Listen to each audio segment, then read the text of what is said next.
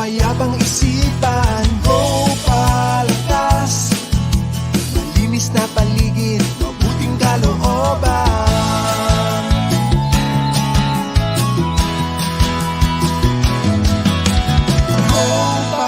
Gopalakas, hangad na maglingkod sa kapwa't kaibigan. Gopalakas, alagaan natin si inang kalikasan. Halika na totoo sa kalikasan at kapwa-tao.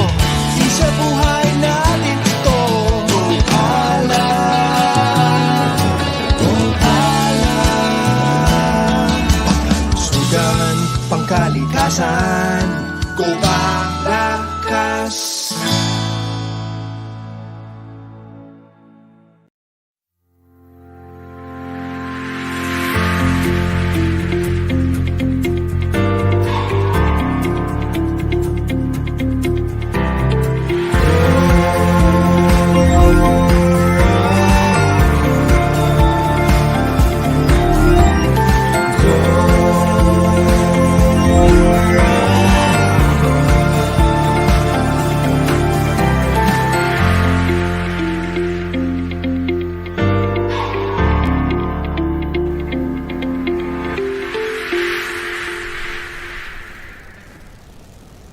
A pleasant morning good to everybody. morning. Okay, hindi pa tayo nagwawakas sa ating Gopalakas. Okay, it's just a transition period natin for this month of December. Magulat sila. Biglang living wise na yung natin. Abutan natin Kasi- sa napunta si Nagor.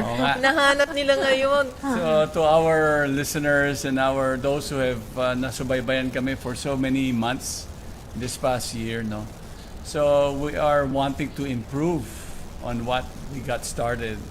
So come time January 2021, it's a whole different format, and we want to reach out to more people. Many requests has come along our way to make sure that if we can only reach out to more people, then we will do that.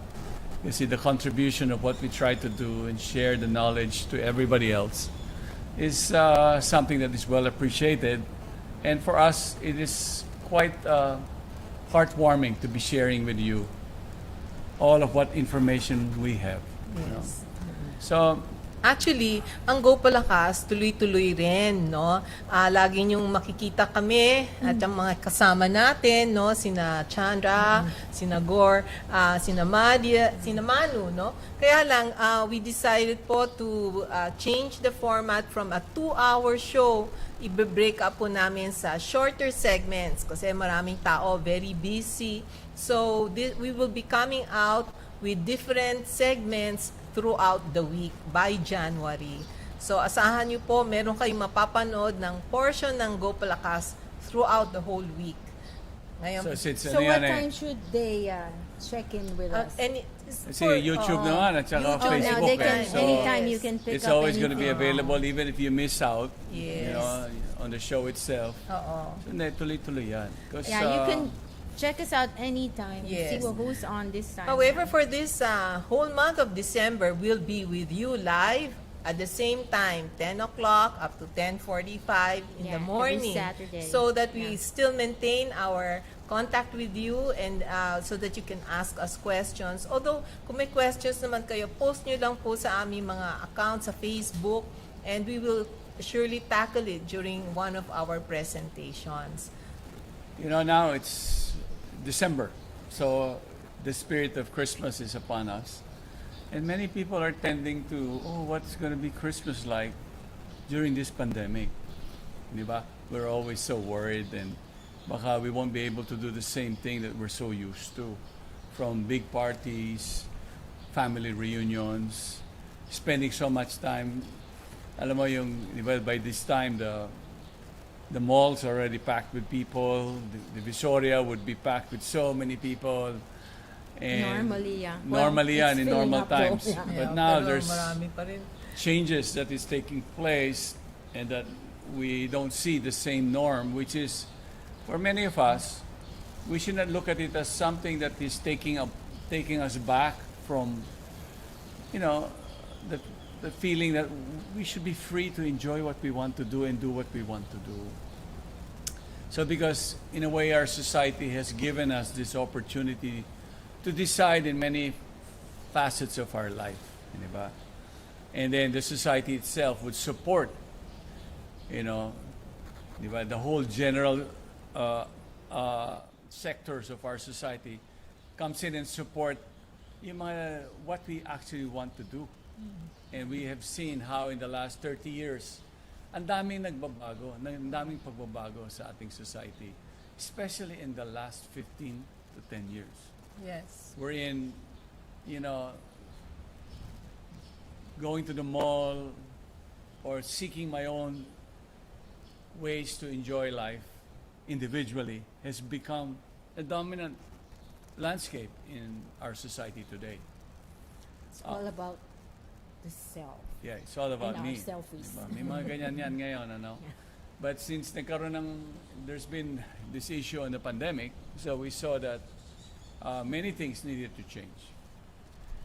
And that we felt that it curtailed or it got in the way of our feeling of wanting to enjoy that freedom. And you know, the basis for this is kasi we all are looking for things to satisfy ourselves. Right? Kaya yung title natin, Finding Satisfaction. Can we? Yeah, it's Parang Finding Nemo. I can't get Satisfaction no. ay nahanap natin ngayon. ay, you know, Ever since, hanap tayo ng palagi hanap. naman, it's always Yes. satisfaction. You know, that's what the end game all the time. Are we Yeah, that's satisfied our with what goal. we want to do? That's or what we have drives done? us, hindi Yeah, ba? that's Yes. what drives everybody. And in Depends this world, where the you tendency is people are minsan, you know, there's so much parang negativity, pain, di ba? Maraming ganyan eh. But yet, you know, there's always a bright side to our existence. This morning, the sun is out. And I Yes. know some of our kababayans or our countrymen are now living in the eastern portion of Luzon, in Cagayan. The rains have continued, Yeah, baha ulit knowing sila. all the flooding and all of what's been going on, and it kind of derailed their day-to-day activities. You know, it interfered. Many are still not in their homes. Yeah, many still don't have work, or if you're farming, you can't get to your land to try to replant again while the season is still. There's still rain. Kumbaga, ano, hinahabol yan. Ganyan, this is how farmers look into things. No? Now, since the nature of life in this world, we have to understand that we cannot get what we want all the time. There's a limitation to that. Just because gusto natin, we don't expect that it should be there. Diba? And in a way, that's how our society has tried to gear things a bit. Kunyari, makita ng one company or several companies, uy, this is trending. Right? This is something that we all need. and that we focus Yeah.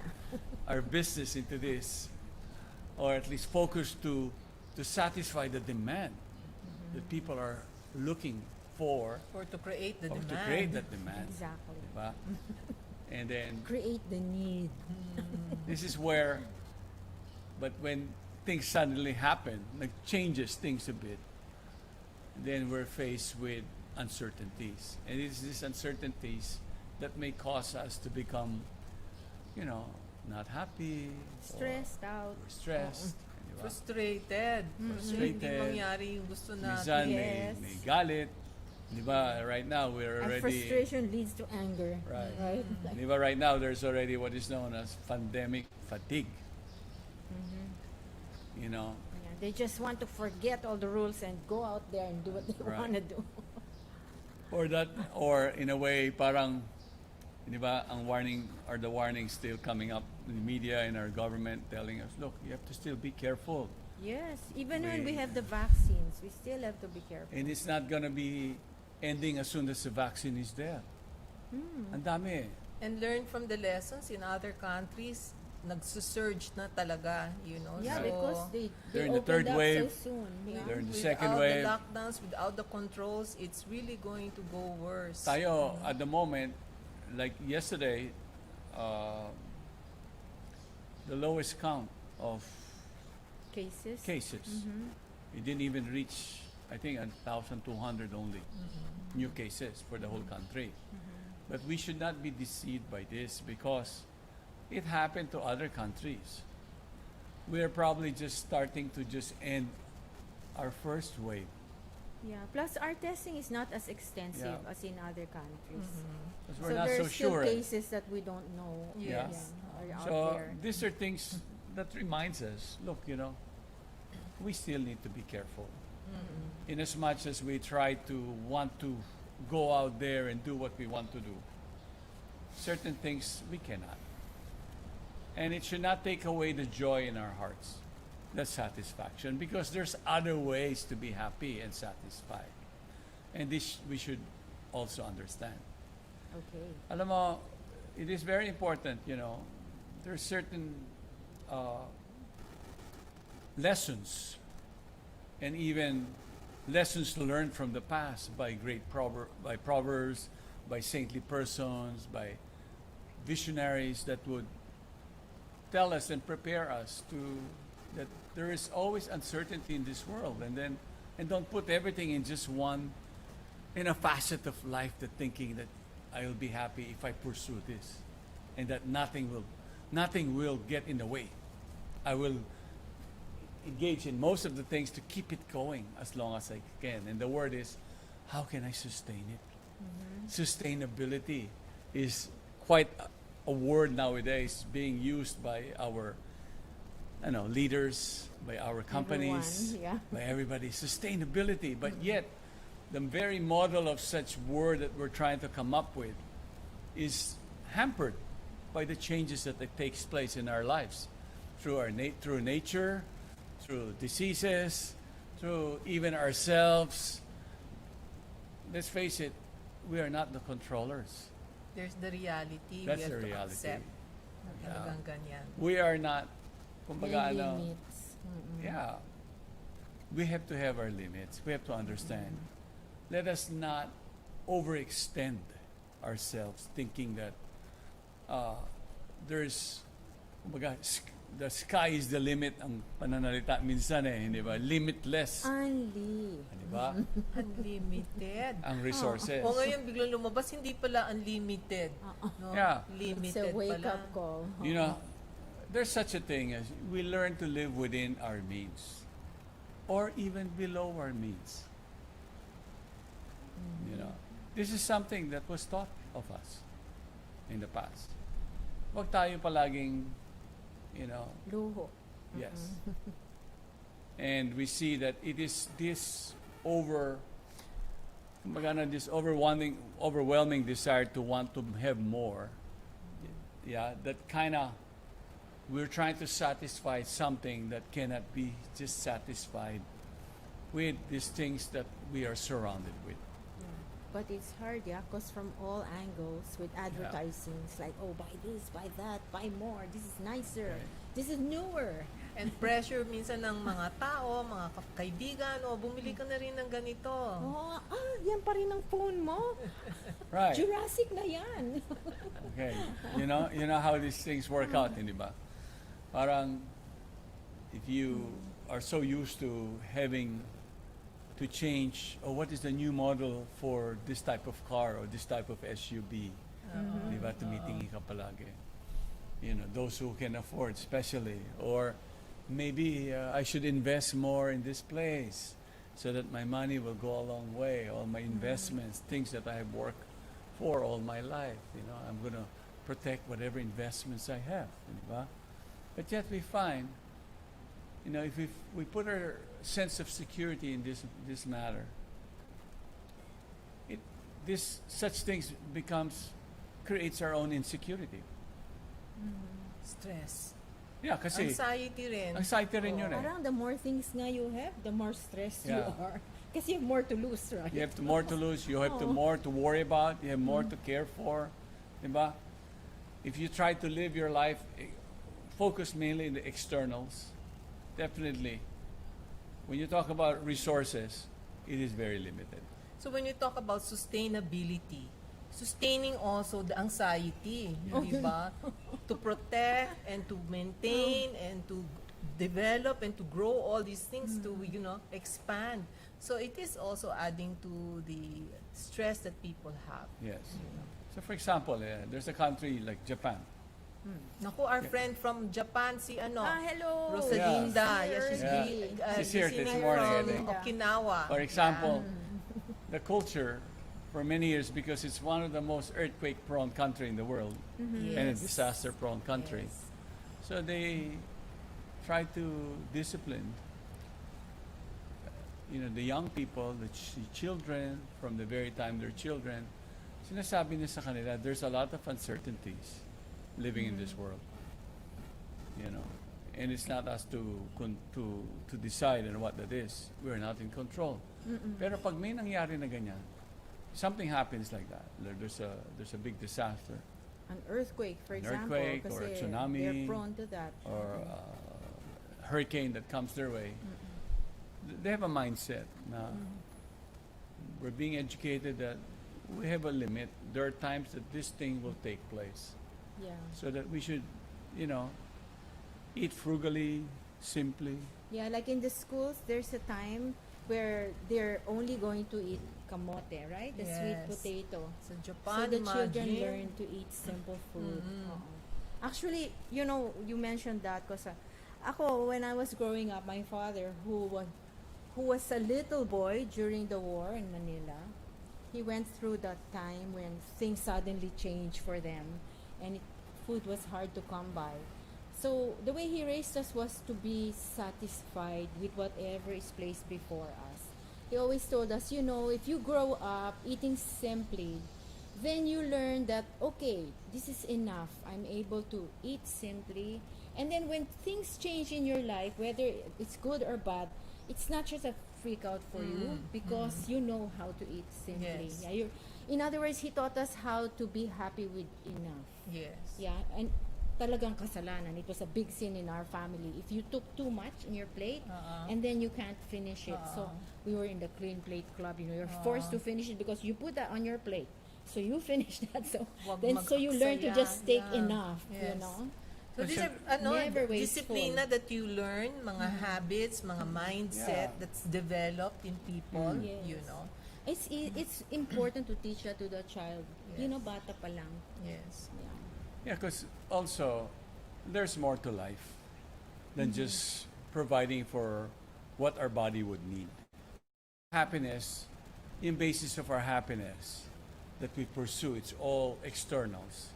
Sa katawan palagi. Alam nyo, the mind of a person is one of the hardest to actually satisfy. Our mind. Endless naman kasi. Endless kasi ang demand niya. Mga proposals Very ng mind. demanding yung mind. Exactly. You can always think of different things to demand. Yes, and also the mind uses the senses to gather all of what it has what it what wants. it so, wants. to get. Which Alam mo? advertising tries to stimulate Yes. the mind Oh. and the senses to, Overstimulated na to tayo. get Get more. stimulated. Now, the thing with that is, many of us, we succumb to this stimulation. We always tend to think, oh yeah, a new cell phone, a new laptop, a new all of it. Now I have all this information I'm accessing.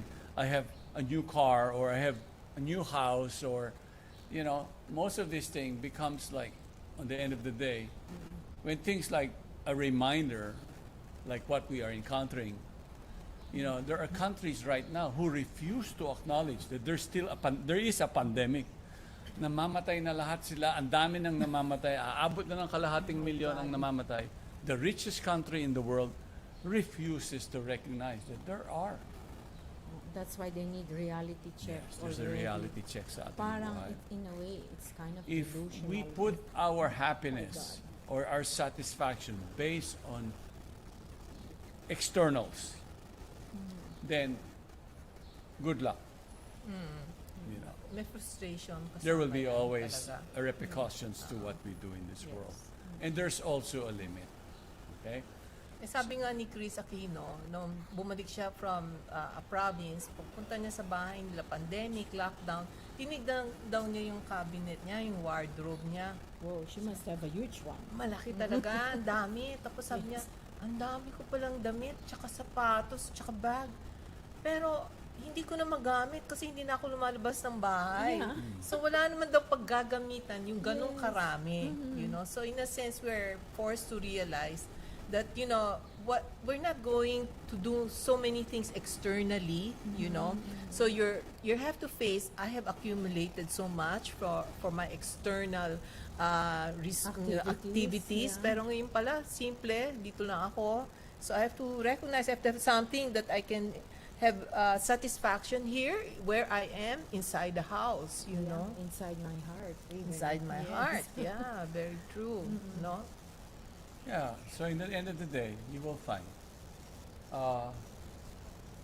There's a saying, actually, di ba may ano yan yung, if you have less to worry About. about. Kaninang umaga ako rin I was looking at our pantry. Eh, siyempre, on my side, being a farmer, our kamalig is full of palay. Super dami. You know, more than enough. More than what we need. And it's like, wow. And then you see the lineup of, in this news, people lining up for food and water. You know, you look at the pantry, you go, why? Why is there so much stuff? Why am I concerned about, magugutom ba ako? You know, you feel this. No, I was saying, no. There's certain things, it has to go. Then you start to accumulate most of these things. When you have all of these things in your house, you begin to go, lilinisan ko pa yan. Gagawin ko pa yung ganito. Aayusin ko pa ito lahat. It's always an endless thing, you know? The Then you have to look clutter. at practical things now. Oh, kailangan mo ba no? Kailangan mo ba no? Kailangan mo ba niya? Yeah, what we should focus on, I think, is understanding what is enough.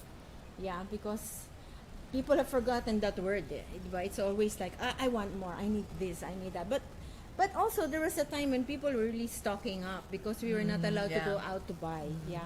Although now, there's a way I to think buy we stocked things up too much, online. Pero meron, sinasabi mo, makikita mo yung limitation, like your stomach is only this big. Right. Yes, Right. you That's can't the eat more. that's the measurement of And what the best is thing, you enough. know? Yun hanggang dun. Now, there are many people started to But plan. what about the places that are like this? Whoa, it's like... You know? Hindi kaya nga umaabot hanggang dito yung pagkain. Sabi nung That's why isang, may GERD na yata. hindi ngayon. sabi nung tao, Lalabas na. hindi na ako makahinga. Ay, naku, sabi ko umabot na yung pagkain hanggang taas, you know? Hindi na makababa Yeah. In the life we live, That's too actually, much. there's more. There's so much beauty in this world, actually. It's like today the sun was out, you know, because it's been gloomy this past week. And lumabas yung araw, and immediately you go out there, the sunshine, you feel it. It changes your mental state right away. And you begin to feel, wow. Sunny disposition. Yeah. Sun nourishment. Right. And then you realize, oh, water you drink quenches your thirst. Then, in one of my Bible groups, ito yung mga dating mga students ko from the military academy, may isang general na siya ngayon. He texted, do you know that one of the best ever food that you ever have to eat to prevent cancer is yung sour sap na fruit. Guyabano. Yes. It is. It is. It's true. It's So just much season information. is starting now, right? But titingnan niyo yan. It's a simple thing. It's natural. Yeah. It's sun there. ripened.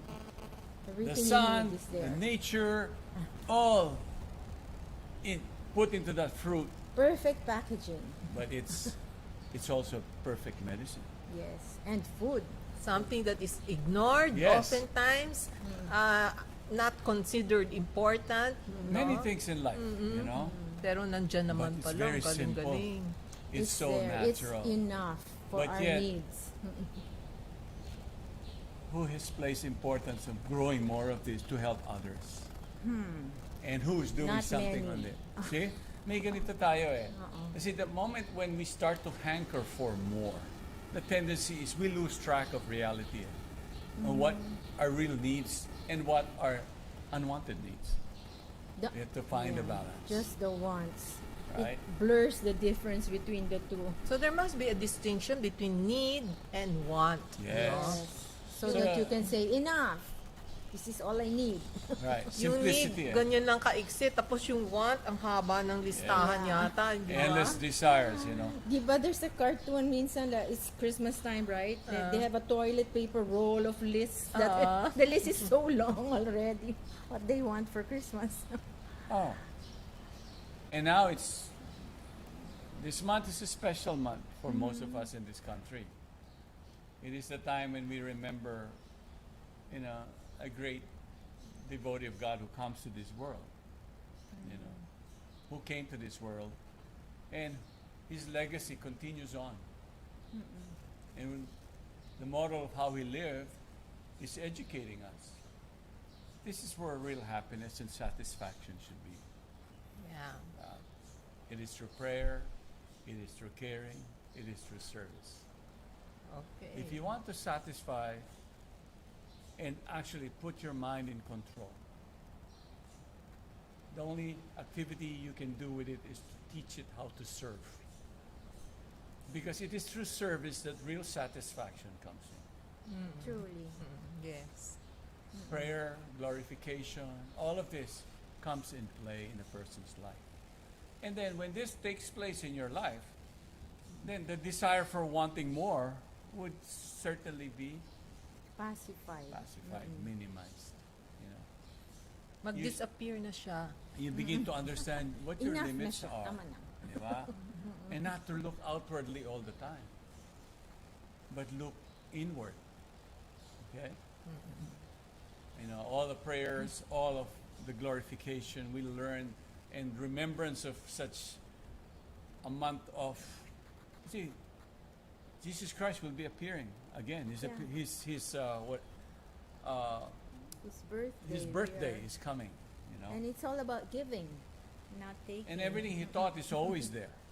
Yes. Complete. Complete naman. Okay, it's never lacking.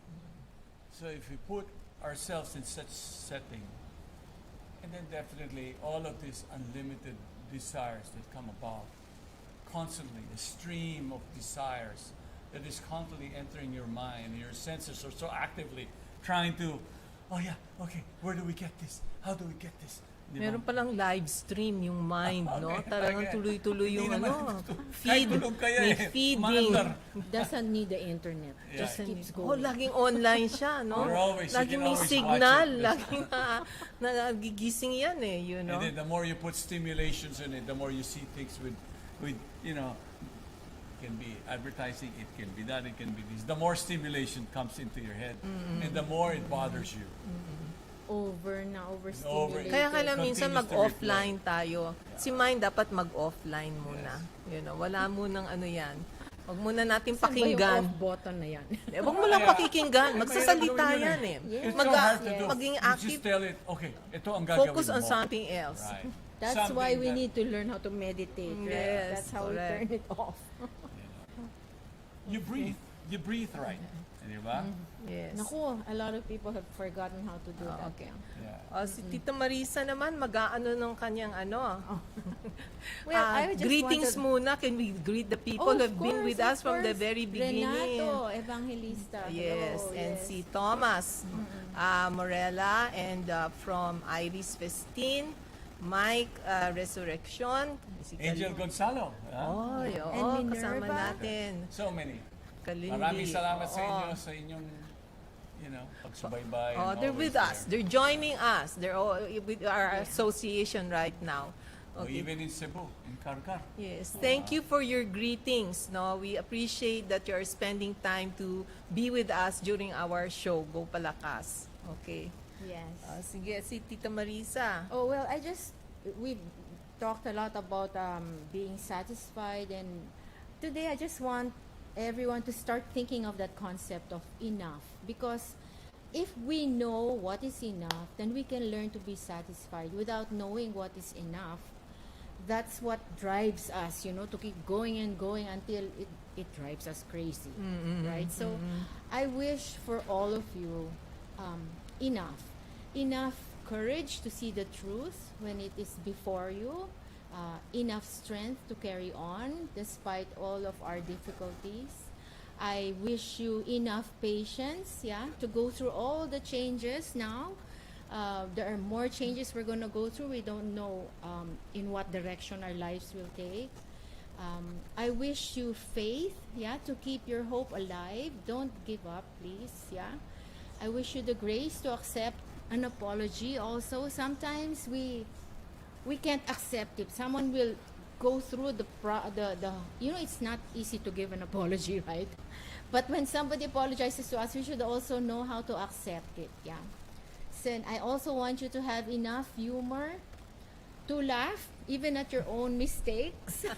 Importante yung Yes, humor. laughter is the best Oo. medicine. That's Yes. actually that's a gift we Filipinos usually have. But sometimes Hindi tayo we are, it's like binabayo na tayo ng so many misfortunes that we forget to laugh. So I hope that you still have enough humor. And also, lastly, I would love for you to have the humility to also listen to good advice. None of us know everything. And there are people around us who care about us and who want to help us. So let us be like an empty cup where, you can still pour something into it. Let's accept, when Yes. someone is trying to help us with good advice. Yes. And in times like this, it is about helping one another. Yes. Right. Family. Oo. It is important, like, before, it's only during Christmas that we get together as a family. But how much time do we get together as a family? Even to our relatives, di ba? Yes. Minsan, yung reunions natin, ngayon walang reunions. Pero, Zoom na lang ang mga Yes. reunions Yes. ng But, mga parties. in a family though, this was the year or the past months that we all got together. Yes, actually. Yes. We More all We had the communication. time. Finally, we had enough time to be with each other Right. and then- actually relate to each other.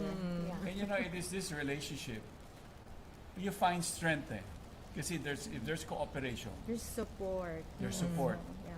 That's where the strength is coming And from. there's understanding. Yes. And we get to know each other more. Ako naman, mag-share naman ako ng mga pang pamasko ng ating mga kaibigan dyan, Yes.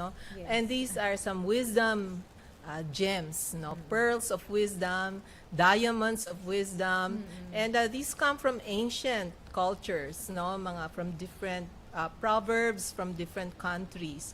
Ang sabi ng mga Germans ay, enough is better than too much. Okay? Yes. Kasi pag nasobrahan po tayo ng pagkain, nasobrahan po tayo ng of anything, if you have an excess beyond the needs, then this is not good. Actually, Yeah. it's And bad. if it's your body will complain right away. Yes. Too much salt, too much sugar, too much cakes, everything. So sinasabi rin ng mga French, mga Europeans to eh. You cannot satisfy the whole world. Okay? This is actually a lesson that I also learned, no? That as a young person, you wanted to please everybody. Yeah. You know, you wanted to do everything you can to make people happy, but you realize not everybody can be satisfied. You know, not everybody can be happy with what you're doing. So I just find that doing what is pleasing to God and pleasing to, you know, the people who are actually representing Him, yung, then, you know, if you please God, then there's benefit for everybody. But individually po, may iba yung mga desires rin, may iba silang mga ideas. So it's really hard to please the whole world. Okay. Then, from the French again, sabi nila, greed is never satisfied. Okay? Oh, yes. Ayun ang hindi mo masasatisfy talaga. Of all, you cannot satisfy greed. Whatever you do, It's the opposite of satisfaction. yes. In fact, yung greed may kasamang inggit. So, pag Yes. ano pa yan, covetousness. Envy. Yes. Envy, gusto mo It's pa. looking on di the ba? other side. Eh, hindi ka lang titignan na, masaya ka ba? Hindi. Kukunin ko yung meron ka. Hindi Yeah. ba? They want you to suffer. Yes, it's a form of exploitation na rin eh, you know. So, this greed is not good for the planet. This is not good for individuals. It's not even good for ourselves, you know, for the individual himself. Mapait siya. Mapait. Sabi na naman ng mga French, mukhang ang mga French laging nag-iisip about satisfaction eh. He is rich that is satisfied. Yes. Oh, mayaman daw po Yeah. yung mga taong may Yes, satisfaction. enough. So yung pag merong sa puso natin, we are feeling content, we're feeling happy, we're feeling satisfied, mayaman na po yun. Huwag na nating isipin kailangan sa bank account mapuno. Hindi po kailangan mapuno yung puso natin. So we have to feel that happiness, and if we have happiness in our hearts, consider ourselves rich and wealthy. Okay? Huwag tayong mainggit dun sa maraming may bank account at saka maraming luho. Hindi po sila yung tunay na rich. Pwede sila kung talagang may satisfaction and they're using the riches to help people. They're also considered rich if they're very generous and helpful to others. And caring. And caring. No? Sabi naman ng mga Chinese, a satisfied man is happy even if he is poor. True. And a dissatisfied man is sad even if he is rich. Exactly. Okay? So, yung kahit gaano karami kang meron, no? Pero materially, pero sad ka pa rin, you're not happy. You know, kasi nga, puro material things lang iniisip natin. Yan ang cause ng, sabi natin, hindi lang cause of unhappiness, cause of stress pa, cause of anxiety. Ngayon, meron din sinabi yung mga American Indians. You know, I like the culture of the Yes, American yes. Indians because they're very concerned about the environment, nature. Exactly. about nature. Yes. And they're very giving. They're very thoughtful with their relationship with others and relationship with the world. Sabi nila, be satisfied with the needs instead of the wants. Okay? So, itong sinabi nga natin, distinction natin yung needs and wants. Siguro, magandang exercise yung ilista talaga natin. Ano ba ang needs at saka wants? Yeah, Hindi it's ba? a good thing It's to a good thing for people na i-discern, i-distinguish yan, pagkaibahin. Para ito, okay, priority, ito hindi na yan priority. Yeah. O kaya shorten na lang yan, especially with the pandemic. I Let's think it's more clearer now. Yeah, what's really a need. let's cut down na, no? Let's cut down on the things we thought we wanted to get, travel to this place, travel around the world and everything. Maybe it's time to simplify everything. Yeah. And last but not least, from the country of many deserts, Africa, okay? Sinabi nila, the eyes that have seen the ocean cannot be satisfied by a mere lagoon. Okay? Pag nakita mo na daw yung ocean, pag meron ka ng na experience mo yung ocean, pag nakakita ka ng lagoon or lake or a small body of water, hindi ka na yan eh, hinahanker, hindi mo na yan inaasam-asam na tingnan mo ng tignan kasi nakita mo na yung ocean. So, ano ba naman ibig sabihin nito? You have a higher taste. You have a higher Yes. taste, hindi ba? You have a higher experience, hindi ba? Pag nakatikim ka ng higher taste ng spiritual sweetness or spiritual happiness, you will not anymore desire all the wants and all the long list of mga wishes sa bucket list ng wishes na gusto mo magawa ng kung ano-ano, but you will focus on the higher satisfaction, the higher sweetness of the spiritual world. That is the most important for all of us. By nature, we have, if we are engaged in a service, no matter how small it may be, or whether the impact is just amongst your family members. You notice this. That's why, in a family, this get together right now that we're being together. Something that can get started is we share our the obligations, things we need to do at home. Diba? Pinapakita natin yan. And then actually, when you start to do this, even a child will be happy sweeping the floor. Diba? Because she's giving that service. Yes. And she feels that, oh, I'm a part of I'm a part of this.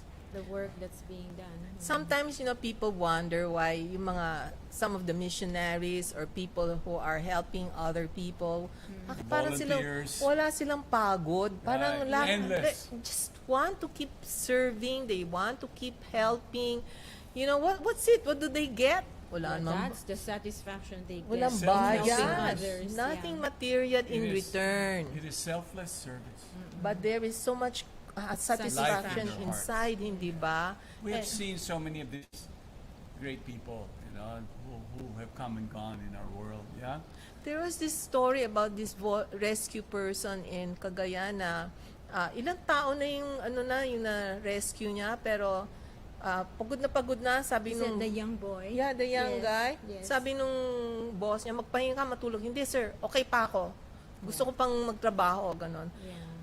Beyond physical tiredness, he went out, he kept doing it until merong incident that it took his life, but I am sure he is well rewarded in the spiritual world, with what he did, But this is also really part of Jesus' teaching, right? Yes. That what you do to the least of my brothers, you do unto me. So Yes. when we serve others, then we get that satisfaction that Jesus also had.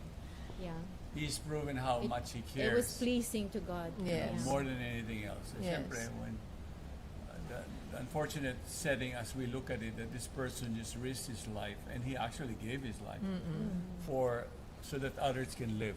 Just like our frontline workers now who are endlessly helping everybody, even at the risk of themselves and their families. Yeah, we'd like to thank each one of you who are continuing to do this for so long, and there's no even end in sight yet. Yeah. And those who are always in, the disasters. Yes. Yes. We've been hit left and right, with the pandemic. Then so many disasters took place in south of Luzon, and then now northern Luzon, and dami, no? And then southern Philippines, in Mindanao, they had earthquakes early on. And we And also have floods, our military people who are lahat. saving lives. There's so many of Yeah. those who Yeah. are actually risking their life. And their for the betterment of stories are everybody. actually very heartwarming. Yeah, They're very all touching. And for you selfless. to read yung true stories ng mga ganitong klaseng tao is very also nakakabusog rin ng puso. Ito yung mga unsung heroes eh. Yes. You never hear their stories. It makes us also happy to know kung meron mga taong ganito, it inspires us to actually do the same thing, Okay. Truly, they're keeping us all alive and well. Thank you to each one of you. And we want to thank the people also still listening to us, si Bo Bismarck, Aurora Garcia, yung mga kaibigan natin sa Quezon. from Buwan. Yeah. Yes, okay. Aggie, Yes. Aggie, Okay. Heather. Hesina Heber. Okay. Hello to you all. So Hello anyway, to you. maraming salamat sa inyong lahat. We want to thank you again. So I hope you can continue Next Saturday we'll be around again at 10 o'clock. Yes. Okay?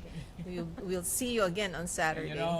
before we all go, I just want to greet our governor of our La Union, who I want to share that he's finally come to terms in making sure that he wants to serve his province and the people of the province very well by looking forward to make sure that the environment is well taken care of.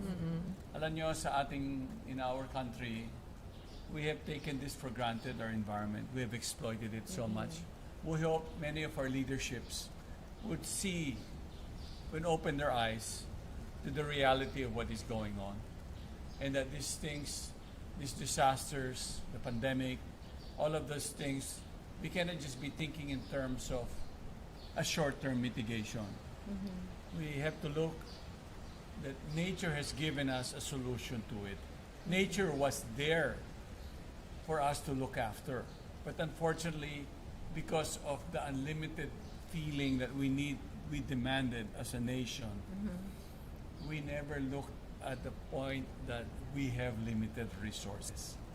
But these natural resources is so vital to the stability and the longevity of our country. Meaning, we should not just be thinking of ourselves now. We should be thinking of the younger generations that are growing. What type of country do they have left for them? If all of us who are more on the senior or in the middle age, and some of those in the 40s, we have to cut down. As we say, cut down on our greed too. Yes. We cannot use the resources meant for the future. We have to think of that there is more resources left for them. Yeah. We should be always looking at the point that if our desire is endless, it's never going to be satisfied if we just rely on material resources or material pleasure. But we have been given a certain quota. May limits talaga tayo. We should not take the quota of somebody else or a whole generation away from them. Yeah. So, sa ating mga liderato, let us wake up. It's a wake-up call now. Yeah. We have to do something. And You have to make sure you don't blame that there are still loggers in your province. We all know that. It's been the story all this time. But what do you do about it is the question. Do you have the political will to stop them? Do you have the political will to stop the mining? Our governor here recently declared that he will not support the coal plant. And he will make sure that the province and the region will be protected. So he's sharing all of the information, the master plans we're doing. Yeah. So sa ating mga liderato, it's just, let us make it so that everybody is given a fair share of the resources. And we should remember, ang buhay natin limited lang sa mundo na to. Huwag natin gagamitin yung resources ng mga ibang henerasyon para sa sarili Huwag natin natin. pahirapan yung mga future generations, Yeah. no? Let's not make it difficult for them. If Yeah, that so- is can be our service, no? Let's do that service for not just the people around us now, but even for the future. Yes, so May- thank you. may Yeah, isang thank you comment to sa ating Governor isang- Pacoy, may- who is not thinking just of his term, but beyond his term for the future generations. We need more leaders like that. Yeah. Oh, may isang comment, May sabi isang nga. comment galing sa ating mga in Quezon, kasi sila, nasalanta talaga sila nung kabit-kabit na bagyo recently. And he mentioned that nobody is actually, there's only a few people talking about caring for the environment, which is so true. Kasi malimutin tayo eh. Malimutin tayo sa maraming bagay na ganito eh. But importante, it's so important for us to look back and track things, If you're involved with conservation or the environment, you should be tracking the last 30 years and see how the dynamics changes. And it's changing for a worse thing about it. Alam nyo, magtanim lang ho tayo ng puno. Yung native, yung para sa Pilipinas.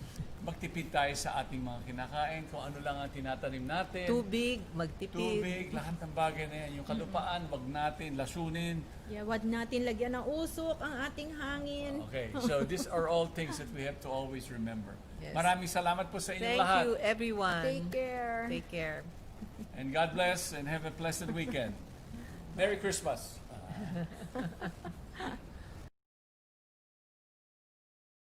Pangkalusugan, pangkalikasan, Gopalakas.